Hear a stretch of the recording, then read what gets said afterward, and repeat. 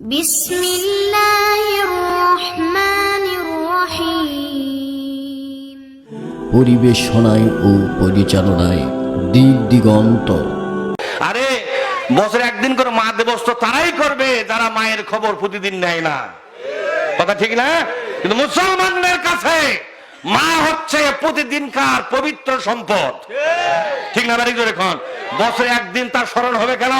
প্রত্যেক দিন কোরআন পড়বে, কোরআনের মধ্যে মায়ের কি খেদমত কি কর্তব্য তা প্রত্যেক দিনই ফজর নামাজে জানতে পারবে, ঠিক না? ওই বছরে একদিন জানা লাগবে কি সিস্টেম চালু হলো। তার মানে এক একটা করে লক্ষ্য আনতেছে, আমাদের উপর চাপাই দিচ্ছে।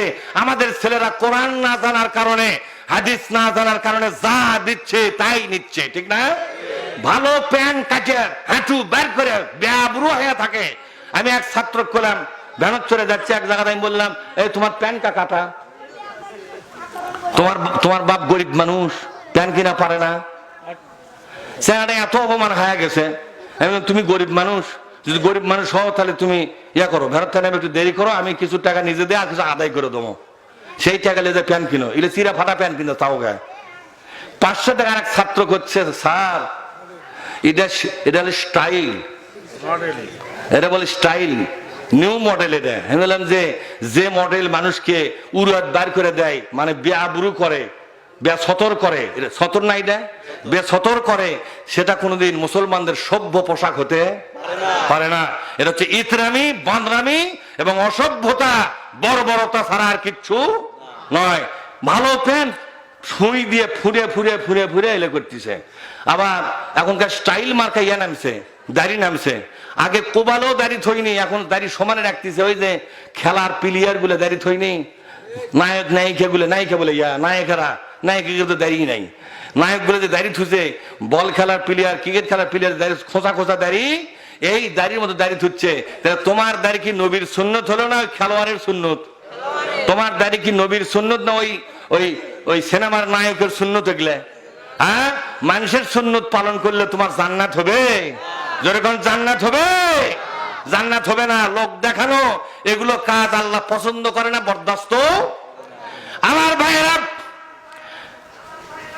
তাই বলতেছিলাম বিশ্বনবী মদিনার যখন গেলেন, তিনি দেখতে পেলেন নবীর দোয়া কবুল হয় কেমন করে। দেখেন দেখেন মদিনার যখন গেলেন, কয়েকদিনের মধ্যে মদিনার জনগণ তারা মানে ফুসলা ফুসলি করতেছে, কানাকানি করতেছে, বলা বলি করতেছে। এই মদিনার অনেকগুলো গোত্র, সমস্ত গোত্র মিলে কেন্দ্রীয় সরকার আমরা কায়েম করব। কিন্তু কেন্দ্রীয় সরকারের সরকার প্রধান কে হবে?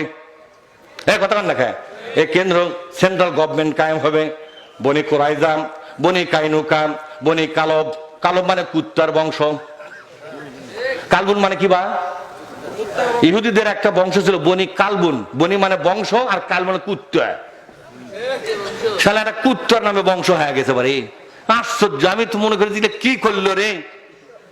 মানে ওই বংশে একটা বিরাট কুত্তা ছিল, কুত্তা পাল, কুত্তা কলত নিয়ে 16-20 কুত্তা কলত নিয়ে ঘোরে। আজ আমেরিকার মধ্যে সেটা আছে, ঠিক না? কুত্তা কোলের মধ্যে আর বাচ্চা হলো স্ট্রেচারের মধ্যে, ঠিক না? বাচ্চা ওঠি কান্না করতেছে, কলত লে হামাকানা, কলত লে করছে। কুত্তার বাচ্চা ফুটফুটে সুন্দর, কুত্তার বাচ্চা বলে ফুটফুটে সুন্দর। হায় হায়, আর আল্লাহ পাক কি বলছেন? কুত্তার বাচ্চা ফুটফুটে সুন্দর। লাকাদ খালাকনাল ইনসানা ফি, বলেন লাকাদ খালাকনাল ইনসানা ফি আহসানি তাকওয়িম। এ বিশ্বের সব সৃষ্টির ভিতরে আমি মানুষকে সর্বশ্রেষ্ঠ আকৃতি দিয়েছি। আরে একটা গান মারা মানুষের বাচ্চা ফুটফুটে সুন্দর, তাও তো সাজে, ঠিক না? এই শালা মানুষ হয় মানুষের বিরুদ্ধে গান লেখে পারে, মানুষ না শালা কুত্তার। এই রে মানুষ যখন মানুষকে মূল্য দেওয়া শিখবে না, আল্লাহ ওই মানুষকে কুত্তাকে মূল্য দেওয়া শেখাবে। হ্যাঁ, ঠিক না? হ্যাঁ, মানুষকে দাম দেওয়া শেখেন, কুত্তার দাম দেওয়া লাভ নাই। কুত্তা গুমুত খাই বেঁচে থাকবে, আপনার কত দায়িত্ব পালন করা লাগবে না। ভাই আমার, বিশ্বনবী মদিনায় গেলেন, গুনগুনি শুরু হয়ে গেল। সেন্ট্রাল গভর্নমেন্ট কায়েম হবে, কোনদিন এটা সরকার ছিল না। যে সরকার, যে গোত্র সেই সরকার, যে গোত্র সেই সরকার। প্রায় 28টা 30টা গোত্র ছিল মদিনার আশপাশে। কয়টা গোত্র ছিল? 28টা 30টা। এবার তার নিয়ত করেছে, নিয়ত হলো আমরা গোত্র গোত্র শাসন আলাদা আলাদা হব না, সব গোত্র মিলে একটা কেন্দ্রীয় সরকার কায়েম করব, সেন্ট্রাল গভর্নমেন্ট তৈরি করব। ওই সরকার সমস্ত গোত্রগুলোকে শাসন করবে। কে হবে রাষ্ট্রপ্রধান? কে হবে রাষ্ট্রপ্রধান? এবার মদিনার জনগণ বলল, কয়েকদিনের মধ্যে আমরা আমাদের এই মদিনার লাতি পেয়েছি। কি পেয়েছি জোরে কোন? মদিনার লাতির নাম কি? মুহাম্মাদুর রাসূলুল্লাহ। আপনি কি জানেন বিশ্বনবীর নানার বাড়ি ছিল মদিনায়? জোরে কোন? কোথায় ছিল? মদিনা। ওয়াহাব জুহুরি, ওয়াহাব আব্দুল ওয়াহাব নামে এক লোক, জুহুর মানে হচ্ছে সোনার ব্যবসা করত। কি করতো বাবা? সোনা, সোনা আমদানি রপ্তানি করত। সোনার দুল মাকড়ি বস্তা, মানে সোনার কি কি পাওয়া যায়, ব্যাগ বুক যা আছে সোনা দিয়ে বানানো, এই জিনিসগুলো কেনা বেচা করতেন। এদের জুহুরি বলা হয়। জুহুরি কি বলা হয়? জুহুরি মানে সোনার, স্বর্ণকার নয়। জুহুরি মানে কিন্তু স্বর্ণকার, মানে সোনা দে ফুদে আগুন দে ফুদে, এই মিস্ত্রি নয়, তিনি সোনার ব্যাপারী ছিলেন। সুবহানাল্লাহ পাঠ করেন। বড় একজন ধনী লোক ছিলেন। সেই জুহুরি তো মারা গেছে, ওহাব জুহুরি। তো মদিনার জনগণ বলল, ইহুদি যারা ছিল সবাই মিলে বলল যে কেন্দ্রীয় সরকার চালাবার মতো যে যোগ্যতা লাগবে, যে আমানতদারিতা লাগবে, যে সত্যবাদিতা লাগবে, যে সাহসিকতা লাগবে, যে বিচক্ষণতা লাগবে, সবগুলো গুণ এক এক করে যদি লেখা হয় তা আমাদের লাঠির মধ্যে পাওয়া যাচ্ছে। সুবহানাল্লাহ। কি নবী রে, ইহুদিরা পর্যন্ত তার সামনে মাথা নত করে দিয়েছে। সমস্ত যোগ্যতা আমরা আমাদের লাঠির মধ্যে পাচ্ছি। লাঠি মুহাম্মদ সাল্লাল্লাহু আলাইহি ওয়াসাল্লাম।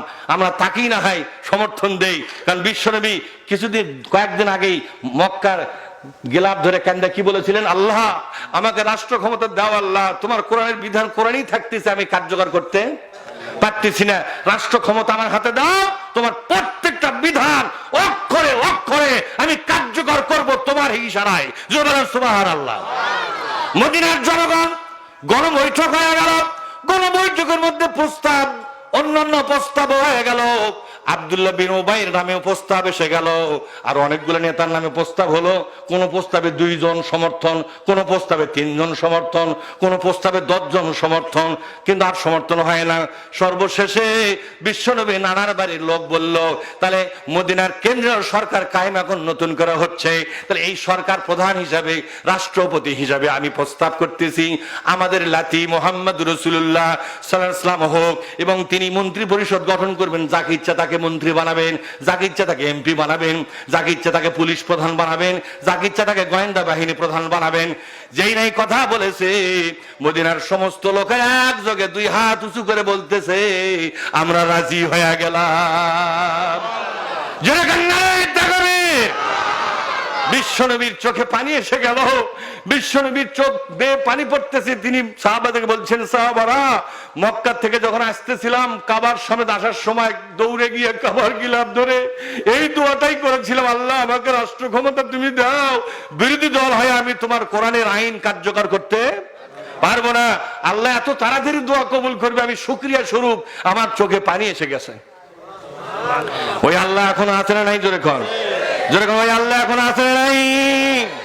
ভাইরা আমার, তাই আল্লাহ পাক বললেন, ও মুসলমানেরা, তাই আল্লাহ পাক বললেন, ও দুনিয়াবাসী ভালো করে শোনো, আজ তোমাদের জন্য এই মহা সত্য কথা কারা বলতে পারবে আর কারা বলতে পারবে না সেই কথা 33 নম্বর সূরা 33 নম্বর সূরার মধ্যে আল্লাহ বললেন, ইয়া আইয়ুহাল্লাযীনা আমানুত্তাকুল্লাহা ওয়া কুলু কওলান সাদীদা। এই বান্দারের আল্লাহকে ভয় করো। ভয় করবো কাকে?